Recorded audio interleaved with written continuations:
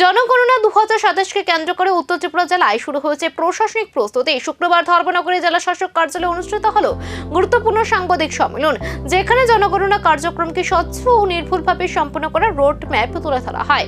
উত্তর ত্রিপুরা জেলার জেলা শাসক কার্যালয়ে ভিডিও কনফারেন্স হলে অনুষ্ঠিত হয় এই সাংবাদিক সম্মেলন। উপস্থিত ছিলেন chief principal census officer Ratan বিশ্বাস, অতিরিক্ত জেলা শাসক বিজয় সিনহা সহ একাধিক প্রশাসনিক আধিকারিক। প্রশাসনের পক্ষ থেকে জানানো হয়, মাঠ পর্যায়ের কর্মীদের জন্য 2 দিন ব্যাপী বিশেষ প্রশিক্ষণ শিবির চলছে, যেখানে তথ্য সংগ্রহ, ডিজিটাল পদ্ধতি ও জনসংযোগের বিষয়গুলো শেখানো হচ্ছে।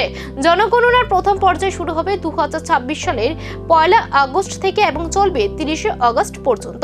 এরপর 2027 সালের ফেব্রুয়ারিতে দ্বিতীয় পর্যায়ের বিস্তারিত গণনা করা হবে। জেলা শাসক বিজয় সিনহা জানান, জনগণনা শুধু একটি প্রশাসনিক কাজ নয়, এটি দেশের ভবিষ্যৎ উন্নয়নের ভিত্তি। তাই সাধারণ মানুষের সহযোগিতা অত্যন্ত গুরুত্বপূর্ণ। আমরা আপনাদেরকে ডাকা যেটা হলো, আপনারা সবাই জানেন আমাদের 16তম যে জনগণনা, এটা আমাদের প্রথম পর্যায়ের কাজ। যেন আমাদের আগস্ট মাসের 1 তারিখ থেকে শুরু হবে এবং এটা 31 তারিখ পর্যন্ত চলবে এবং দ্বিতীয় পর্যায়ে আমাদের ফেব্রুয়ারি মাসে হবে।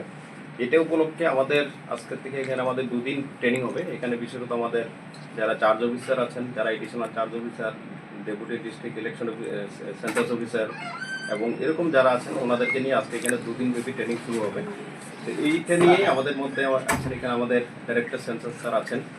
তো আমরা যেটা বলবো, আমাদের উত্তর ত্রিপুরা জেলা থেকে আমরা এই কাজটা করার জন্য আমরা দেখেছি আমাদের প্রায় 850 মতো আমাদের ইনুমারেটর এবং আমাদের 10 জন চার্জ অফিসার এবং বাকির সঙ্গে আমাদের আরও 10 জন এরকম আমাদের এডিশনাল চার্জ অফিসার ওনারা আছেন।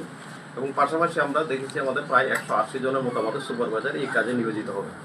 তো এই কাজটাকে যাতে আমরা ভালোভাবে আমরা করতে পারি এবং এটা প্রশ্ন হচ্ছে, নতুন ডিজিটাল পদ্ধতিতে কি আর নিখুঁত হবে জনগণনা? আর এই বিশাল প্রক্রিয়া কি বদলে দিতে পারবে দেশের ভবিষ্যৎ উন্নয়নের চিত্র?